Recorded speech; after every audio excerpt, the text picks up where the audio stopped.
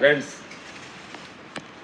ఒక్కమాలి wheel chair గురించి మీరు ఒక్కమాలి కానీ అట్లా కానీ మనం అలా ఊపేస్తే అలా ఊగుతూ ఉంటుంది. దీని గురించి మాకు ఒక జ్ఞానం వచ్చింది. మనకి అది నువ్వు బాధ కావచ్చు, అది నీ కోపం కావచ్చు, ఈ పని చేసి నేను తప్పు అనేది కావచ్చు. ఒక్క మాలిగా నేను తప్పు చేశాను అన్నావు అనుకోండి. ఎలా నేను తప్పు చేసినంటే అలా ఊగుతున్నావు అనుకోండి. ఒకటి నువ్వు తప్పు చేసావు వాడిని కొట్టాలి కానీ నువ్వు ఒక్క మాలి అన్నావు అనుకోండి. ఇప్పుడు ఏమంటే వీల్ చేయరు, నువ్వు వాడిని కొట్టాలి అంటూ ఉంటుంది. నా మిత్రులారా,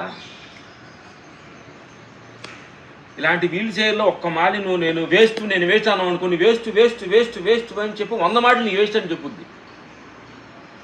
నువ్వు పక్క పెంచుకొని వాడిని కొట్టాలని అనుకోండి, ఒక్క మాలి కొట్టాలనుకుంటే 100 మాటలు వాడు కొట్టిందా ఊరుకోదు. నేను బాధపడి ఏడుతున్నావు అనుకోండి, నువ్వు పొదుగులు ఏడుతూనే ఉంటావు. అందుకని ఇదంతా ఏంటంటే, ఈ మనసు అంటే వీల్ చైర్ లాంటిది. నా మిత్రులారా, ఒక్క మాలి కానీ నువ్వు కానీ ఊపి కానీ స్టార్ట్ చేస్తే అది ఊగుతూనే ఉంటుంది. అందుకని ఆ వీల్ చైరు, ఆ కోపము, ఆ బాధ, ఆ షేమునస్ ఒక్క మాలి ఊపటం ఊపే ముందు ఆలోచించండి. వాడు తప్పు చేశాడని వాడి మీదుగా దేశంగానే ఒక్క మాలిగా నువ్వు స్టార్ట్ చేస్తే వాడి దగ్గర 100 తప్పులు ఎత్తుకుద్ది. నేను వేస్ట్ అని కానీ నువ్వు ఒక్క మాలిగానే స్టార్ట్ చేస్తే నీ జీవితం వేస్ట్ అని చెప్పి నేను సూసైడ్ చేస్తుంది.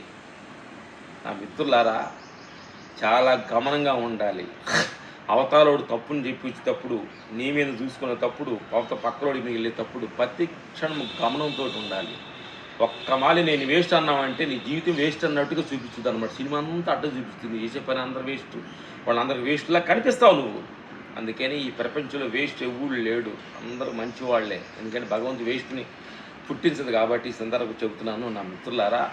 అందుకని ఏది కూడా మీరు కోపం కావచ్చు, బాధ కావచ్చు, దేశం కావచ్చు, ఏది కావచ్చు, దాన్ని ఆలోచించబోయే ముందు ఆలోచించి దాన్ని నిర్ణయం తీసుకోండి.